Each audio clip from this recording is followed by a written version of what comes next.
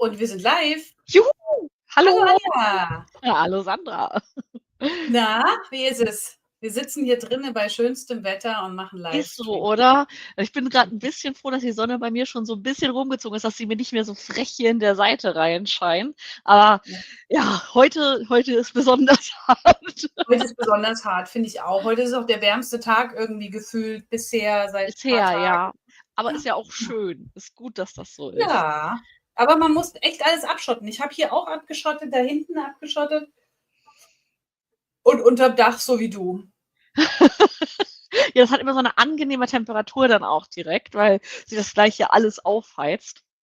Aber Ich habe nichts passt ja drunter. für Kurze uns. Nicht Hose, ne? so Oder so. groß, großartig. Ja, Mensch. Und wie war dein letzter Monat? Anstrengend. Mein Monat, meine Wochen stehen gerade im Sinne des Schiffs ins Wasser bringen, gebracht haben und einfach nur anstrengend. Also, und dann habe ich noch familiäre, keine Ahnung, Tralala und Eskapaden und Unglücke und lass uns Oh lieber nicht, nein. lieber Okay, in Richtung Zukunft gucken. okay. Dann vielleicht kurz was Positives für alle Leute, die Sandra da noch nicht verfolgen und noch nicht ihre Posts auf LinkedIn gesehen haben. Sandra hat ein Schiff, das regelmäßig ins Wasser, aus dem Wasser oder von einem Hafen zu einem anderen verbracht werden muss. Das heißt, es ist immer was los mit dem Schiff. Ja, und man muss Reparaturen ausführen an dem Schiff. Und das alles muss irgendwie zeitlich zusammenpassen und ach ja. Aber dafür kann man auch Egal. zum Schiff arbeiten. Das ist ja auch cool. Ja, wenn es dann wieder funktioniert. Bis jetzt habe ich keine Küche. Dann kann ich nicht kochen. Oh Ja, nein. also von daher, aber jetzt geht ja wieder so die Eventsaison los. Ne? Ich habe leider am Montag wegen Krankheitsfall in der Familie die MVP Community Week in Münster verpasst. Da wären wir sonst aufeinander gestoßen. Ja, ich habe mich schon gefragt, als ich da war, so, wo ist denn Sandra? Sie sollte doch eigentlich hier sein. Und ich, wird verschoben und so. Und dann so, okay, alles klar, schade. Das ist das Schade. familiäre Desaster, was ich gerade habe. Oh Ja. nein. Ja, aber ich habe Ferdi gesehen, ich habe Mhm. Christoph und Andi gesehen, ich hab Antje gesehen, die ist ja jetzt auch Mhm. mit ihrer eigenen Firma unterwegs gewesen, das erste Mal mit ihrer eigenen Firma on stage an der Stelle gewesen, Cool. war tatsächlich sehr cool. Also liebe Grüße hier an die Stelle an die Antje. Wer sie nicht kennt, die macht vor allem Change Management in unserer Community und hat sich damit jetzt auch gerade selbstständig gemacht. Richtig cool. Ja, hat sie ja schon lange im Blick gehabt, ne? Freue ich mich mega. Ja. Ich freue mich drauf, wenn ich sie sehe. Ich glaube, spätestens bei der ESBC. Das sehen wir Richtig. uns.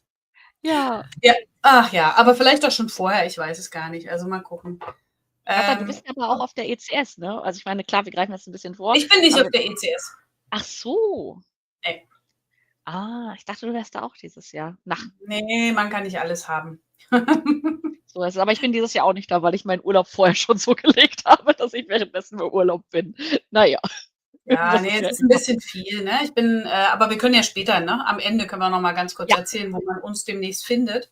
genau. Also wenn ihr wissen wollt, wo wir sind, müsst ihr bis zum Ende bleiben. Genau, aber das machen wir danach, weil wir haben nämlich heute einen ganz besonderen Gast da. Und zwar wieder mal aus unserer englischsprachigen Microsoft-Community. Und da freue ich mich besonders. Deshalb wechseln wir nachher auch, wundert euch also nicht, wechseln wir nachher auch ins Englische zurück, wenn wir jetzt gleich Evelina begrüßen. Ja. Und freuen uns aber mega auf ihren Vortrag. Mega spannend. Ich habe schon die ersten Slides gesehen. Glaubt mir, das wird richtig geil. Genau. Und ein paar coole Fragen hat sie auch mitgebracht. Ja, also genau, wenn ihr Fragen habt zu Evelina übrigens an der Stelle, dann einfach jetzt schon in den Chat posten und wir stellen die dann nachher gebündelt alle zusammen. Also egal ob zu Evelina oder zu ihrem Talk gleich oder zu ihrem Thema ganz generell, dann einfach in den Chat reinhauen. Genau. Und ihr könnt natürlich auch erstmal schreiben, please write in the comments where you are from. And if you are in the chat or if you are in the talk as participation, please write where you are from and where you had a crossover with Evelina. Okay, let's start. Yes, welcome, guest. Evelina. Hello. Hi, guys. How are you doing? We are Pretty good. fine. Pretty good. A So, little where bit are cold. you right now? Yeah. So I'm in my home in Ireland. Some of you may know that I am originally from Poland, but I've been calling Ireland my home for the last 13 years now at this stage. So I moved back in 2012. Okay. And how is your weather today? It's also sunny, like in Germany today. It's not sunny today. However, over the last 2 or 3 weeks, we actually had plenty of sun, so we actually cannot really complain. We're really So, happy. so maybe the good weather over there is now here in Germany. Exactly. Yeah, we need to switch. We cannot have it all. Oh, Mm. I was actually saying on Twitter the other day, or should I call it X now, that I think it may be a good thing for Ireland and sometimes even the UK to have rain most of the time, because if we had sun the whole time, I don't think we would be able to get anything done. I mean, I'm Yes. just like, I cannot be productive when the sun is shining, I yes. cannot stay at home. I'm always outside, so I like literally get nothing done when the So weather it's is so nice. hard to work. Yes. Uh, Yes. Outside the sun and the children and all people are happy and we are in the office. yeah. Yeah. So Chaka. Yeah. maybe before we start, really start, Evelina, would you like to introduce yourself so we know who you are, what you are doing? Sure. So my name is Evelina Paczkowska. I'm one of the solution architects at a company called Threadscape. So we are a pure cyber play company. So we deliver a lot of different assessments and projects just around Microsoft security. Um, I run blog at wellcastworld.com, where I mostly post about anything kind of with that Microsoft security banner on it, but specifically, most of the time, it is around Microsoft Purview or identity and access management Oh, with cool. an Entra. Yes. So Sehr visit her website. Yeah, Yeah. go and check it out if you haven't already. Yeah, absolutely. And how is what's behind your Welkas world? Great question. So Welka is actually my nickname. So I've been called Welka by my entire family and friends ever since I was really, really small. So if my mom happens to call me by my full name, I know I'm in trouble. So everyone always calls me Welka. Okay. Do you Yes. guys have any nicknames that were given to you when you were younger? My name is No. so short. I know. There's Yeah. no room for a nickname. My daughter-in-law, but not really daughter-in-law because she's too young. She calls me Sandy, Okay. Yeah. but Yeah. only she. Yeah, so otherwise, it's always Sandra. Yeah. Brilliant. Yeah. And where are you guys logging in from today? So you're both located in Germany, I take it? Yes. In the north of German, but not so north like Fenra. So I'm more in the south part of the north of Germany. So Right. that's okay to say. And from my room for work. So this is also my room, and I sit the whole day today here since 8 a.m. and Wow. have two small breaks today. And now I'm here. And after that, I want to go outside for a walk or catch a little bit of sunlight. Yeah. Yeah, Hopefully I can I'm make it a little bit more enjoyable over the next hour so you don't feel Of sad course, about being inside. of yeah, course. I have and a I really balcony, so it's hard. okay. Let's start with a cool intro because it's not all about your name and your job. It's sometimes also about what you think about and what you like. So in our live cast, we ask always our guests about nerve question and hard question. And I would say we start with the nerve question. And Yeah, it's not up to you to answer the nerve question because it's more why is this your nerve question? yeah. Why do Do you you hate know to your nerve exist? question, or should I ask you? I mean, I don't mind. I can read it out, or you can ask me that if you want. I Yeah, up to I you. ask you. if you could do it all over again, what would you do differently? Yeah, I think this question just makes me think that the person asking that question would just have some kind of implication that maybe what I did was wrong. So they are presuming that I did something bad or I didn't, it didn't work out. So if someone wanted to ask me that question, they would just need to phrase it a little bit differently without that implication of me regretting some of my decisions. Okay, I understand. Yes, it's Yes. right. Yes, you are Never think of completely it right. that way, but Yeah. it's true. I think it's kind of true. Yeah. I think about, yes, it's a worst question. It's not a good question. What would Yeah. you do The differently? implicating part of it came never to my mind, but right now it's there, and now it's stuck. Yeah, Next it's time like you if get the someone question, said, you can answer. yeah, it's like if someone asked, like, oh yeah, if you could do it all over again, is there anything that you would like to do differently? Yeah, it's That's a better such a way. small difference, but if you phrase it in the way that I don't really like hearing it, that's got those implications that, yeah, what I did was wrong and I should do it again, maybe a little bit better. Do you guys have any questions that would be your nerve questions? Were you ever asked about this before? I'm after putting you on the spot here now. It's always the same when you get as a tech woman the question why you are as a woman in tech. Yeah, it's always the same bullshit question. So yes, nerve question. Sorry, audience. It's pretty the same, I think, or anything like, can you do the same? Or can you do the same thing like men, or is there anything different? So no, I can do the same thing in my technical parts like my male colleague. So of course, it's all about knowledge. It's not about gender. Yes, true. Yes, I that agree. too. But I like your hard question. What inspired you to start working on this topic, cybersecurity? Yeah, I really like this question because it allows me to show how passionate I am about what I do.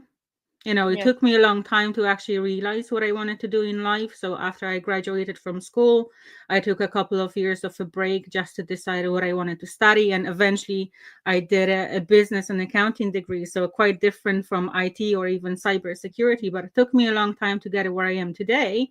However, I can finally say with full confidence that I actually like my job. So I really like that specific question because it how just long allows me to. are you in cybersecurity right now? Just over 4 years, so it's not that long. Oh, but I think it's pretty good. 4 years. It's a lot of time to get some knowledge right in this special part because it's so fast in changing and developing. So I think it's not better or worse in like 10 years or something. You are not a junior.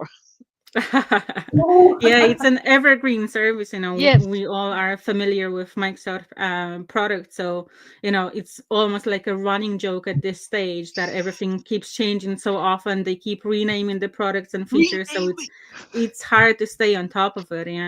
Yeah.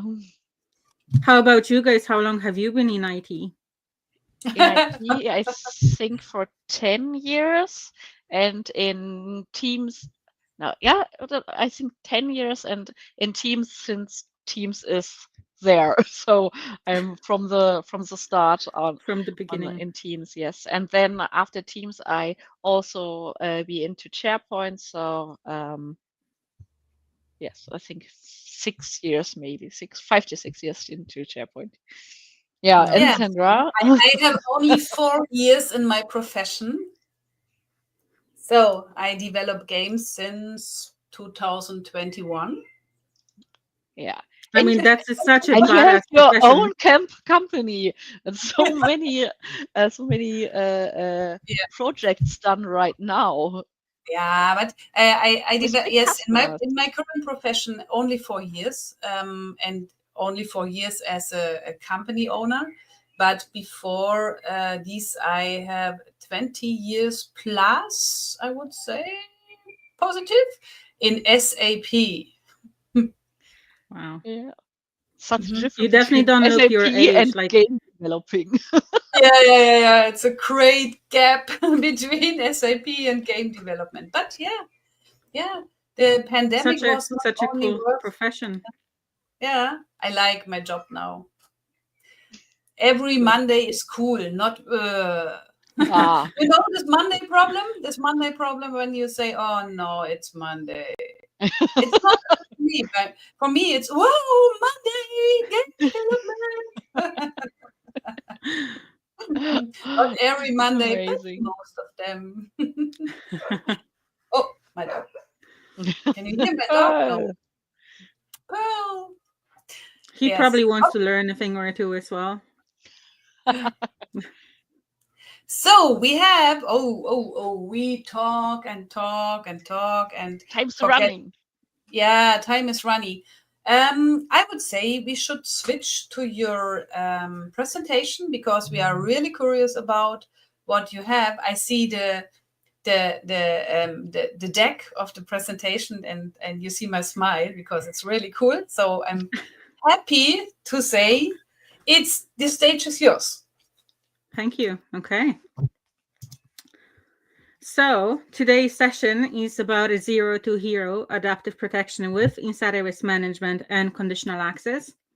Before I actually dive down into adaptive protection, I just wanted to explain a little bit about the slide deck itself. So I decided to base this presentation on a superhero theme because, again, let's face it, being a woman is essentially being a superpower. And I just wanted to give you guys a shout out as well. Thank you very much for having me on your show today. So all your work is highly, highly appreciated. Your contributions to the community are absolutely awesome. And I highly admire what you guys do. So when it comes to today's agenda, I'm here to prove that Microsoft Purview, which is such an underappreciated subject, but also a product, is not actually your enemy. I'm here to help you become a hero of your cybersecurity tale and show you how to handle insider threats and reduce alert fatigue as well. So now this is usually what happens every time that I mention the word purview to someone. Gasps, raised eyebrows, maybe sudden urge to switch to another meeting. So this is kind of what I deal with on a daily basis. So it's kind of like saying Voldemort at a Hogwarts staff meeting. So for any Harry Potter fans out there. I love So it. purview is not your enemy. You can actually make it your ally, but obviously it's a misunderstood feature and a product within the Microsoft security and compliance stack. But if you get to know it, you can actually use it to your advantage. It does sound like, to be able to understand, and you probably need a PhD and a wand, but that's not actually the case. So the first product that I want to talk about is insider risk management.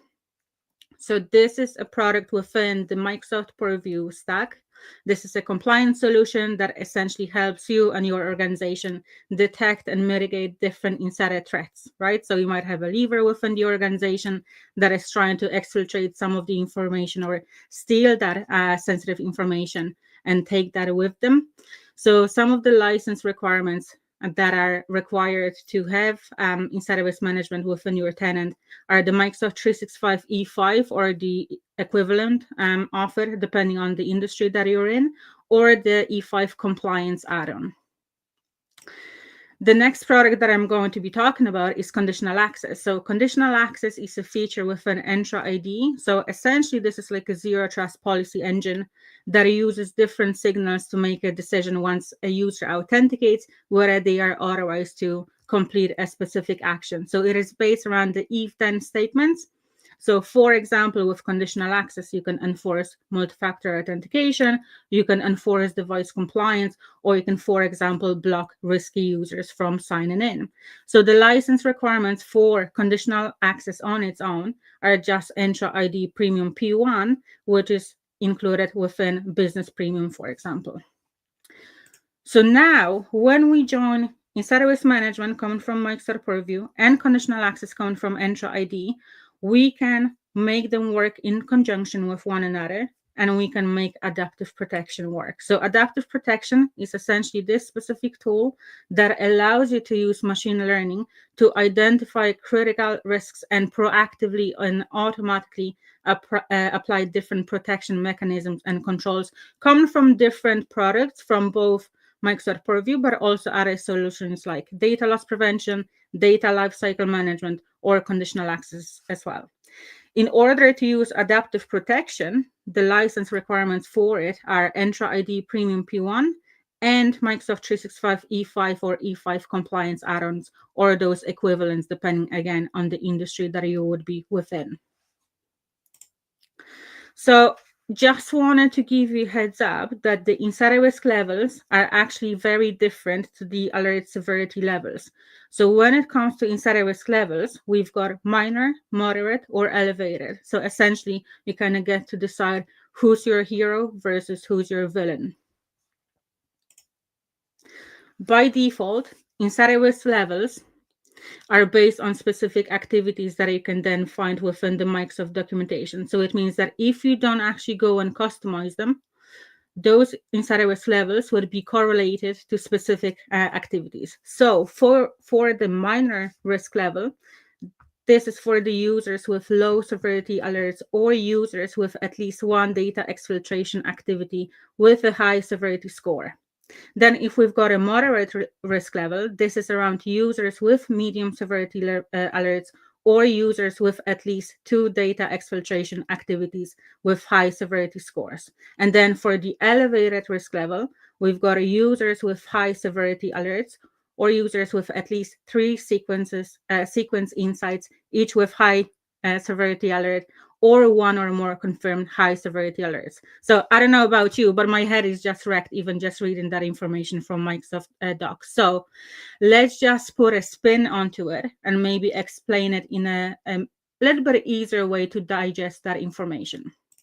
So how about as a specific scenario, let's say you work for an organization and we're going to be looking at 3 specific users within your tenant, okay? So first of all, we've got Taylor here, okay? So Taylor Swift, for anyone that is not familiar with this person. Let's say that this specific user is a minor risk, okay? So there's no risky activity associated with that specific user. So we're going to say, you know what? At this moment in time, there's no additional controls that maybe I just want to implement against that specific user, okay? I just noted that this pop-up was displayed, so I'm just decided to hide it. So next, let's say we've got Cristiano here, who's a representation of our moderate risk level. So let's say this specific user is someone that resigns from the organization. Maybe they worked on a sensitive project. There's no risky activity just yet, but as a precaution, maybe we want to enforce the block on BYOD or the USB usage.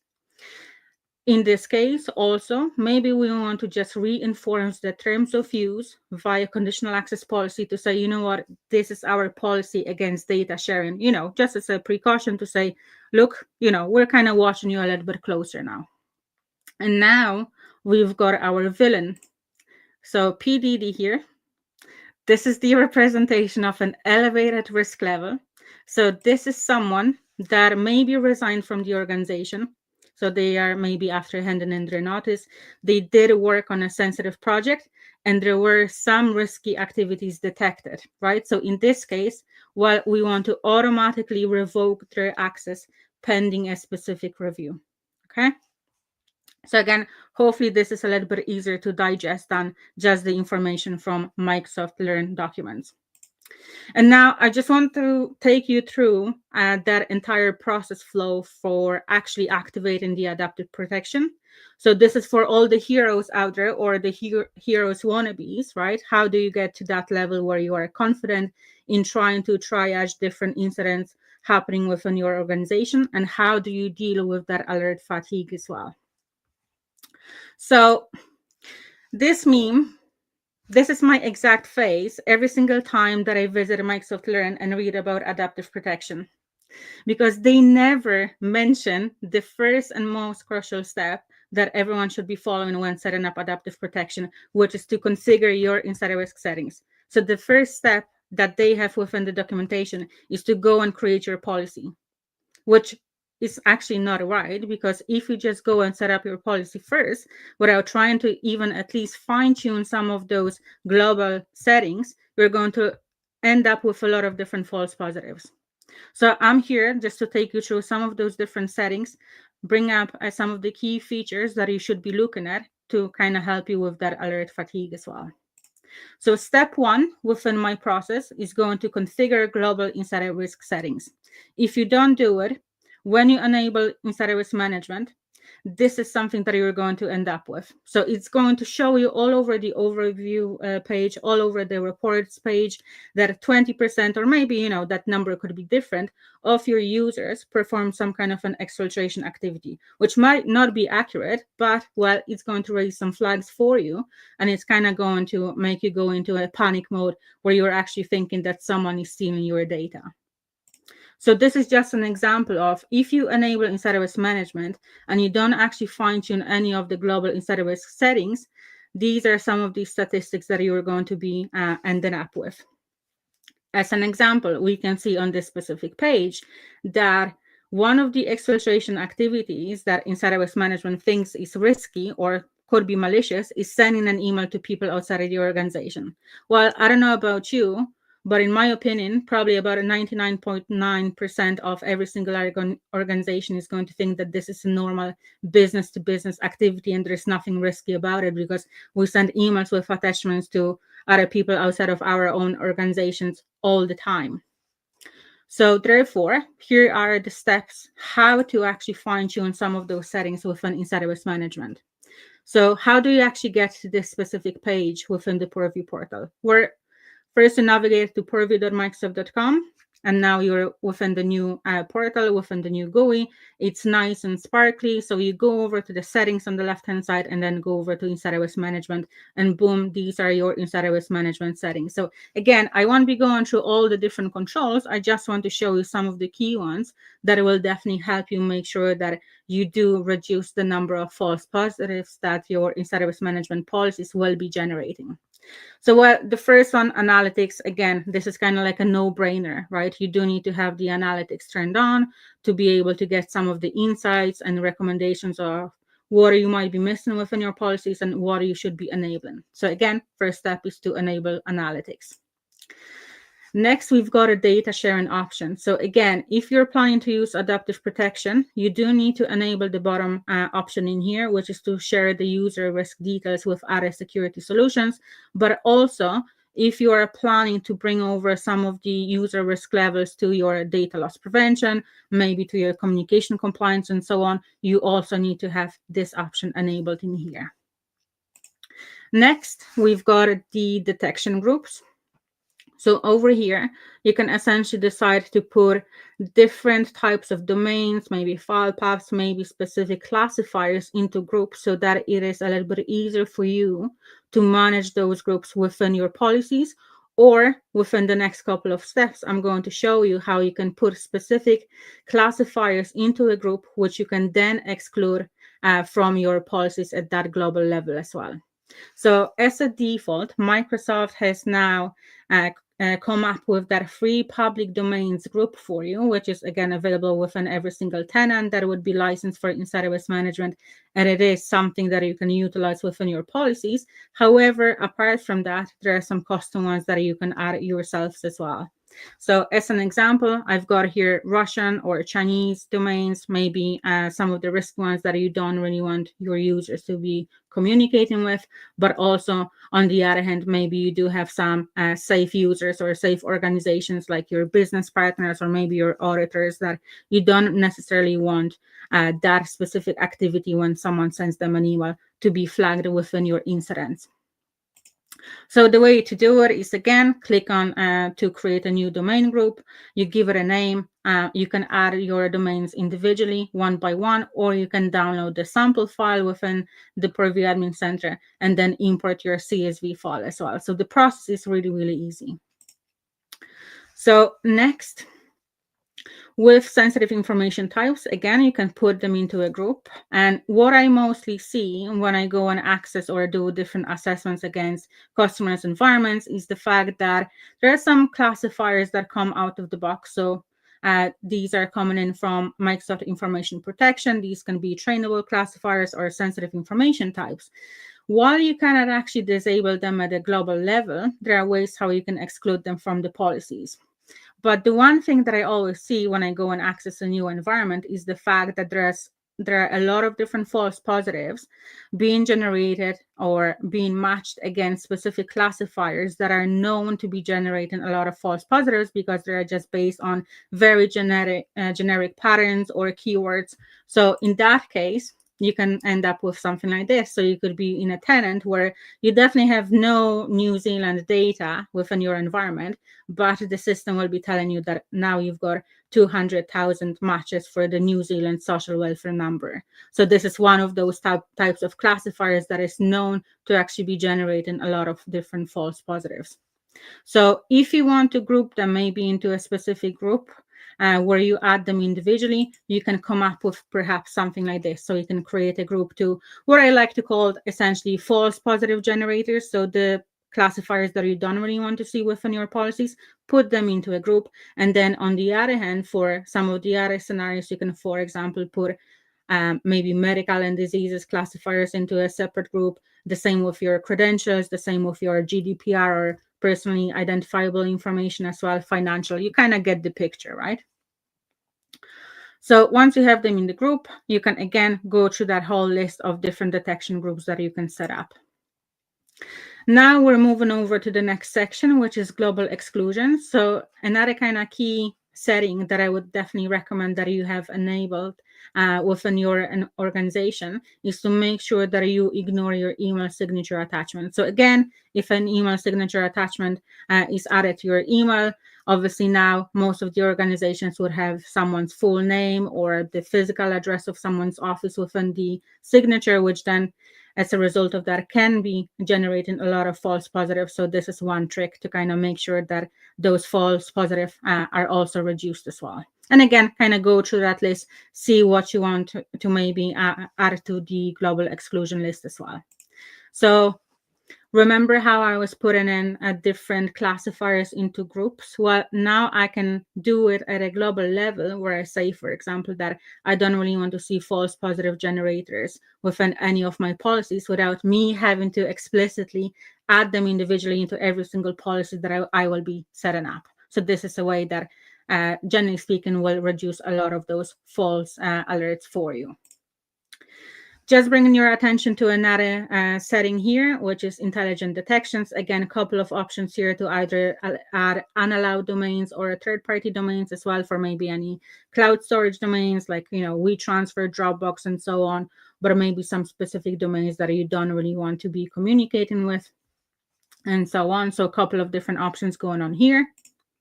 And next, we've got a policy indicator section, okay? So this is going to be a big one. This is going to be kind of key step for setting up your insider risk management policies. So out of the box, you've got those built-in indicators based around your office indicators, device indicators, and correlated activities that are associated with them. But not that many people know that you can either create your custom indicators or custom indicator variants. So as an example, remember how on that overview page, we could see that one of the exfiltration activities that was being brought up for us was sending an email with attachment to someone outside of the organization. Well, that's too generic for me, right? So maybe I just want to specifically say that maybe if that email is sent with an attachment to someone on a free public domain, maybe if it's sent to like a Russian domain or a Chinese domain and so on, I only want to base my policy around that specific activity. Well, in that case, I can just click on the new indicator variant here, and I can just select my base indicator, give my new variant name, and then try to decide whether I want to define that specific activity to detect on the fact that I want to ignore the activity involving those items in my selected groups, or maybe I just want to only detect activity involving specific items in my specific selected groups as well. So as a result of that, you may just end up with something like this. So as an example, again, the first indicator on the left is just around Russian domains. So again, maybe I had that detection group around Russian domains that I uploaded, and I now say that within my indicator variant, I only want to detect activity involving items in those selected groups. On the other hand, when we look at the right-hand side of the slide, we've got a new indicator variant that will be focusing around ignoring activity involving files maybe being sent to my business partners as well. So again, the prerequisite for setting this up is just having those detection groups in place first of all. So once you have them done, once you have them set up, this is the way that they are going to be displayed within that list of Office indicators or maybe other indicators as well. And when you click on that +1 variant or whatever that number might be for you and your organization, you're going to see them like this. So again, you can set up, there's kind of a limit on how many you can set up for each one of the base indicators, but that should allow you to maybe tailor those specific settings a little bit more to what your organization need. Another example here, and something that I wanted to bring your attention to, is the fact that there are some policy indicators here that are after going into that consumption-based billing model. So just having that Microsoft 365 E5 or E5 compliance add-on is not actually sufficient enough for you to be able to utilize those indicators. So apart from having your per user per month or per user per year license in place, you also need to have an Azure subscription. And every time that you use one of these indicators that I've highlighted here in orange, well, you're going to be billed for that consumption as well. So I think one of the latest changes is the Microsoft Copilot, or the, generally speaking, the Gen AI applications indicators that used to be included within your license level, but now have also gone into that consumption-based model as well. So next, we've got a policy time frame. So what I really like about Inside iOS Management is the fact that you get immediate value from purchasing Inside iOS Management license or having that enabled, because it allows you the activation window and also past activity detection. So it acts in retrospect, but also it allows you to kind of look at any future events that might happen as well. So let me give you an example. Let's say I'm one of those risky users. I'm the villain. I do something risky today, which triggers an alert within Inside iOS Management. Well, for the next 7 or so days, maybe I'm doing some other risky activities as well. So maybe today I decide to downgrade a label from confidential to public. Maybe then tomorrow I decide that, well, I'm going to wait a day before I do something risky with it as well. So maybe tomorrow I'm going to just try and send it to my personal Gmail account. And then maybe 10 days after that, I will try and be sneaky again, and I will try and copy those sensitive files onto a removable USB device. Well, that activation window, if you set it up to 30 days, that will allow you to kind of look into the future 30 days. And from that first triggering event, it's going to be watching that next activity that will happen for that user, just to make sure that the sequences of activities are actually malicious as well. And obviously that is going to raise the risk score associated with the user every time that they actually do something risky. And then for the past activity detection, well, if I do something risky today, if you enable that past activity detection, maybe you set it to the 90 days, well, it's going to look through the audit logs within the last 90 days to look for any risky activities that I might have carried out as well. So it's going to show you a full history of what that user did over the last 90 days. And then from the triggering event, it's going to check for the next 30 days as well. So this is really, really useful as well. Another thing here that I wanted to bring your attention to are the priority user groups. So unfortunately, they're not actually directly linked to any Entra ID groups or anything like that.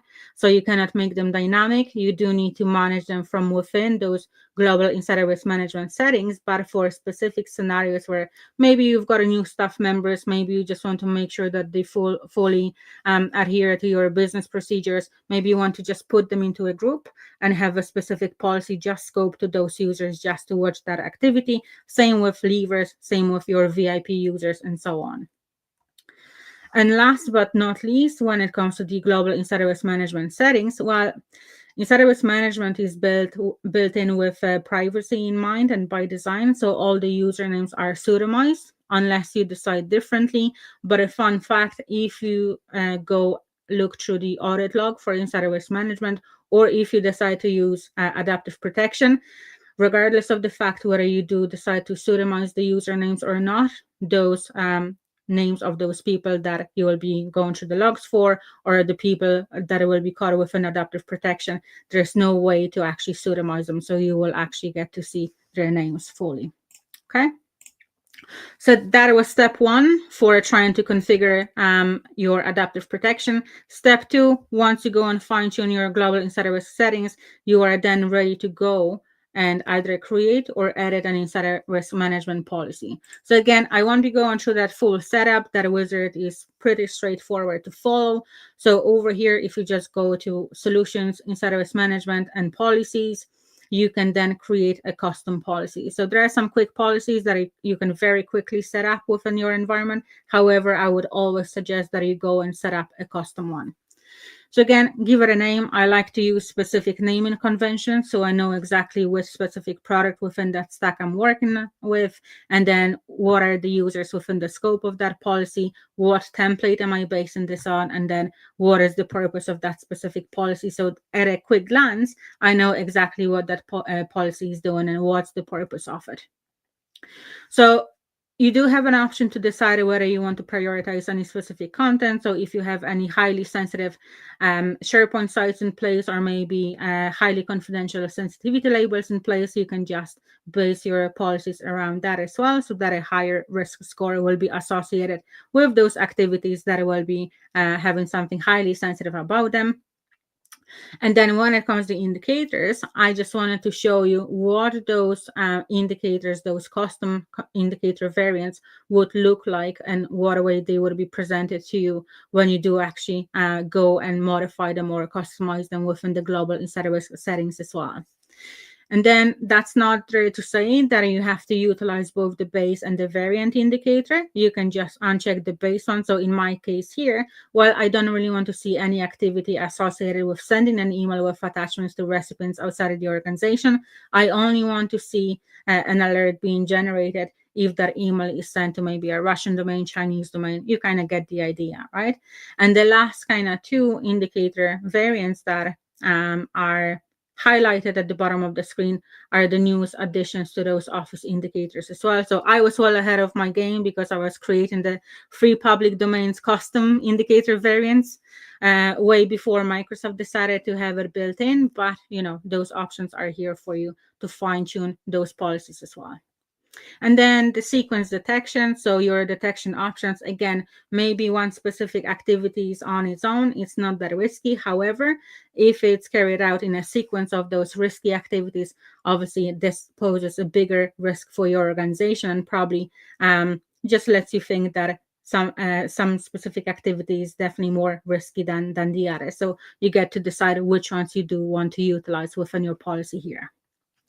And then when it comes to the thresholds, what really good about insider risk management is the fact that once you run your analytics, so again, by the time you actually have this specific middle option available to you within your policy, you do need to make sure that the analytics and that first scan is completed. Otherwise, this option will be grayed out for you. But if you run your analytics and that specific activity is finished, you can then base your thresholds upon specific users' activities as well. So to give you an example, if person 1, is used to download 10 files a day, suddenly they go and maybe download 100 of files a day, this is going to be something unusual for that specific user. Therefore, that threshold for that specific user, will be something out of ordinary, and the system will generate an alert for you. So again, go through all those steps, set up your policy. Once you've got your policy set up, step number 3 is to configure insider risk level settings. So again, you get to decide what exactly are specific activities associated with that elevated, moderate, or minor risk levels. So the way you find them, again, is when you browse to solutions inside risk management and then go to the section adaptive protection. If you cannot see it, it's either down to the fact that maybe you're not licensed for it at that Microsoft 365 E5 or E5 compliance add-on, or maybe you just don't have the necessary permissions, because inside risk management is one of those solutions where you could even be a global administrator for the tenant, and it's still not going to be sufficient enough for you to be able to see that information within here, because you're going to need a specific role-based access control permission within the Purview Admin Center as well. So step number 4 is to customize an insider risk level for your policy. So again, you would just come here, select your specific policy, and then you get to decide what specific conditions should be correlated to those risk levels as well. So again, as an example, you can kind of go as granular as you want, but you get to kind of decide and customize it to whatever fits you and your organizational needs. So I would definitely recommend that you go in here and you customize it as much as you can. So once you've got those office indicator variants in place, you can definitely make it a little bit more granular and fine tune it as much as you can.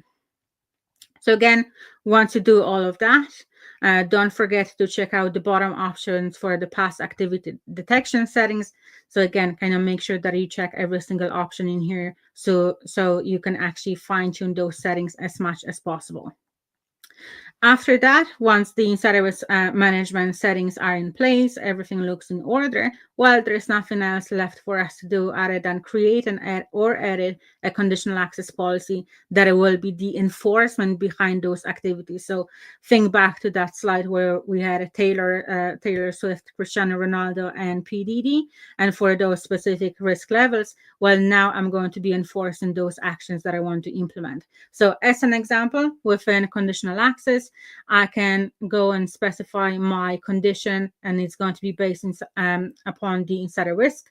So let's say for the elevated risk level, I'm going to say that I want to block that access. Again, I would always recommend that you go and do your policy in a report only mode rather than to go and enforce it first. What's really good about conditional access these days is the fact that we can view that policy impact straight from within the policy as well. So go and check it out before you go and enforce it.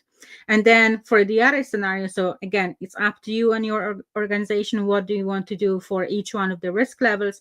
However, maybe for the moderate risk level, you decide that you want to just push out the terms of use so that the user needs to acknowledge the fact that they've read it. And maybe this is a way for you to reinforce the fact that they need to abide by whatever processes you've got in place. Again, if you are not sure how to set up the terms of use, it's really quick procedure under the conditional access settings, where you just essentially just upload a PDF file that you can actually write yourself or your organization, and you just tell the users, what is the kind of safe sharing data procedure or whatever it might be for your organization. I'm sure most of you would have that in place already, and it would be part of an onboarding process for a user. So once you look after that specific part within the Entra portal, you then go back to the Purview portal to make sure that your conditional access policies have been propagated over here. So again, just double check that these are in place and you can actually see them. Might take a little bit of time for them to fully propagate, but it shouldn't be that long. And then last step, so step number 6, there's nothing else for us to do but to turn on that adaptive protection. So once everything is in place, well, you then go and enable that specific functionality. So conclusions for all of my heroes out there. Well, how do you actually become that hero of your story? Well, here's how. So in summary, just make sure that you go and configure the global insider risk settings. Again, don't look at Microsoft Learn documentation. Trust me, I've done it about 100 times now at this stage. Fine tune your insider risk management policies as much as you can.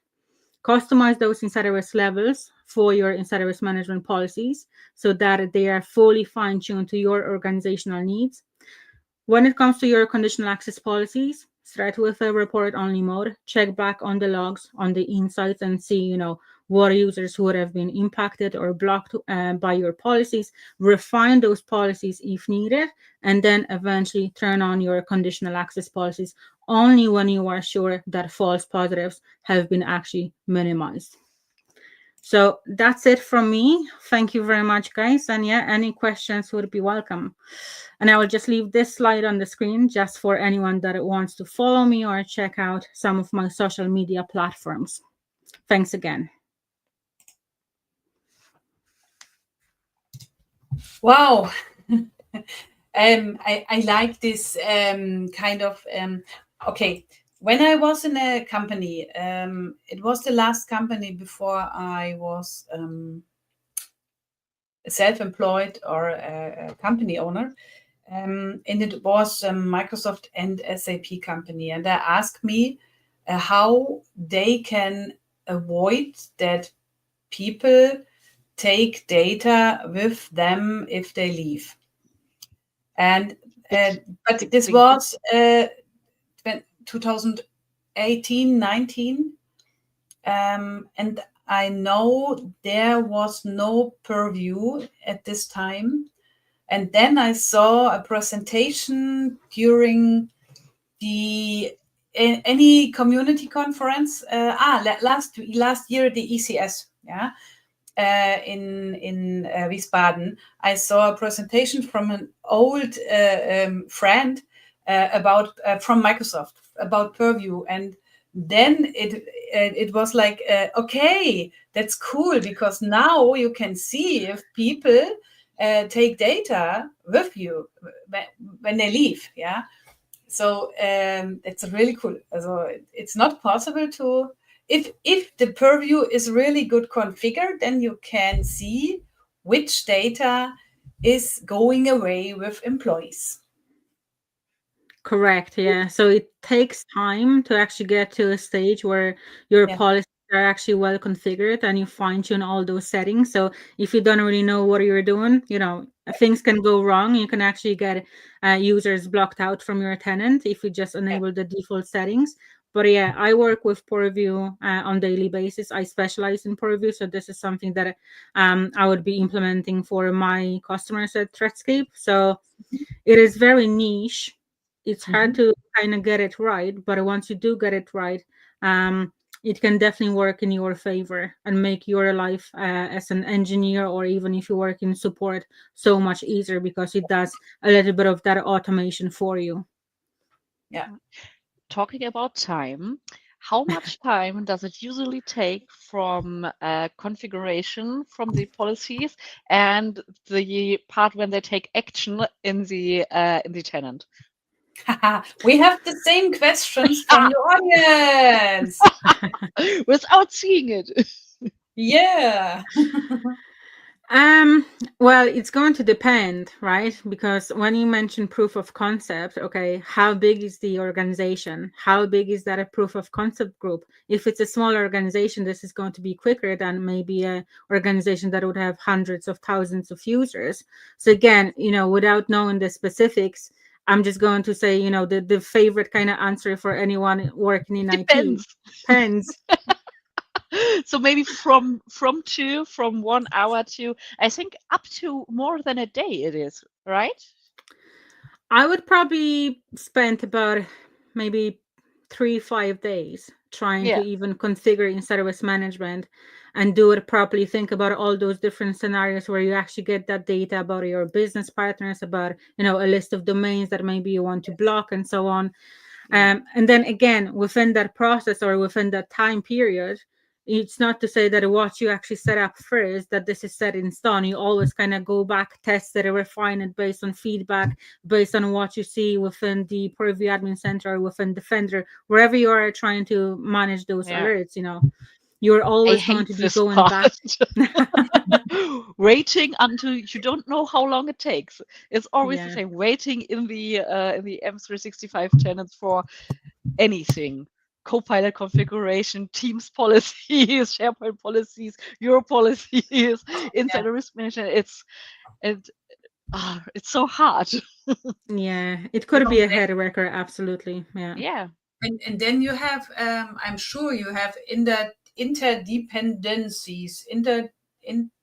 Yeah, you know what I mean. Yes. Interdependencies, yes. Yes.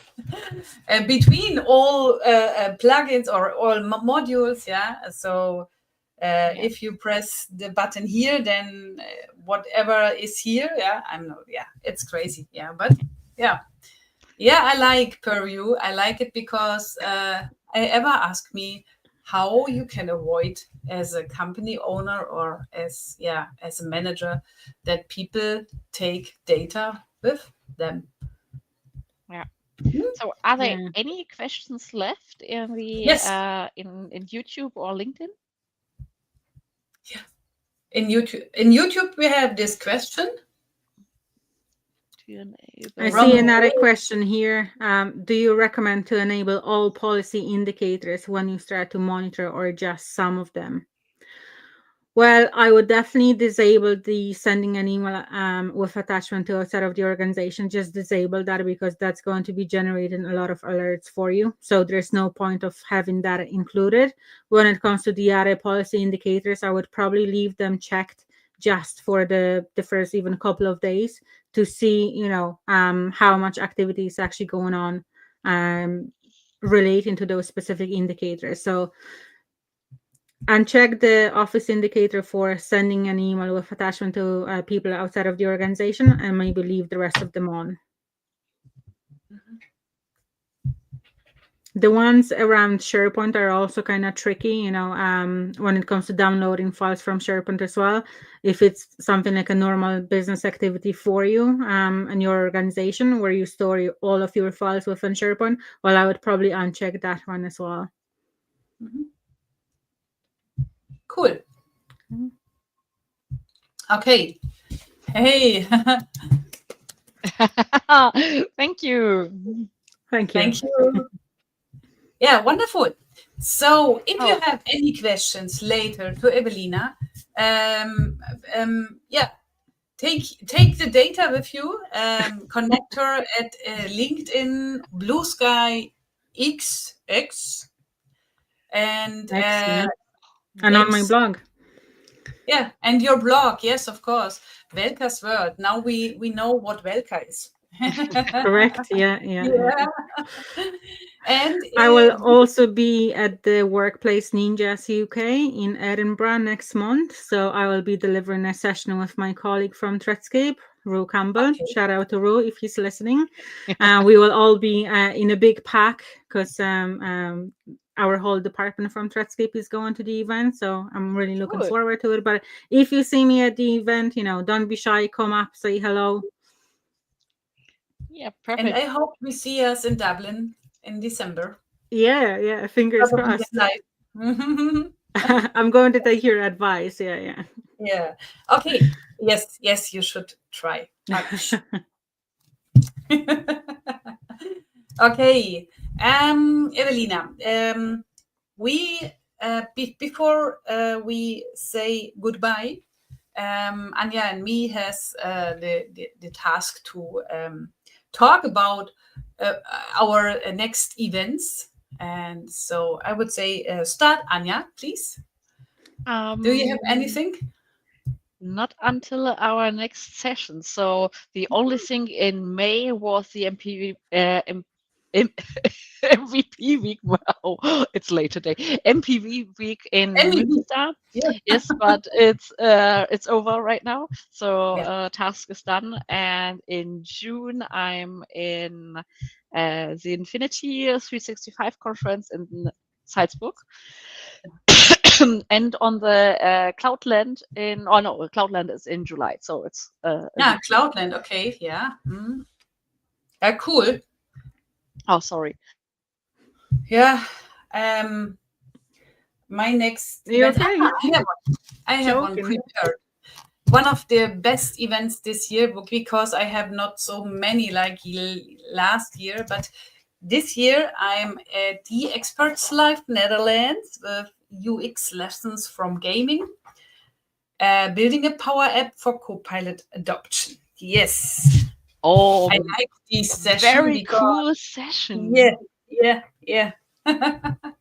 Because we tried to find out how a lot of discussions with other Microsoft people how it can be worked, that adoption will be a good seed for a really good adoption, and most concepts doesn't work, or doesn't work not so good like expected. And so we tried with the kind of gamified app to cool.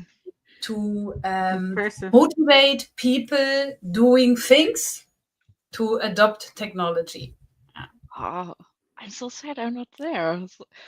I have to see I the know. session, maybe in a private session. You I'm can come interested. to Utrecht, because it's not so far away.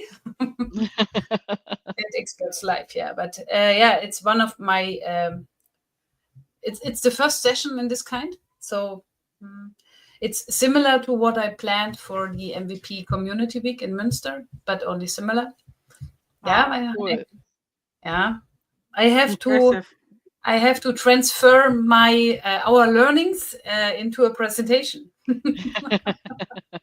That's the next step.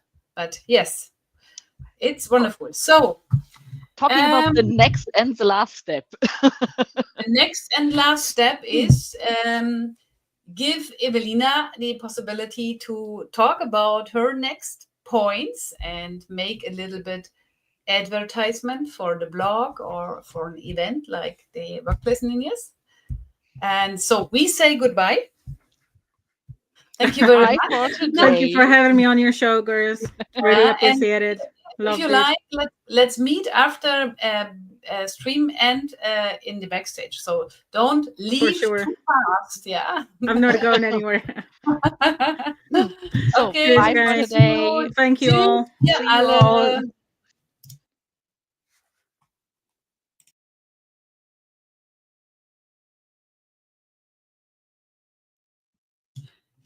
So war das nicht geplant.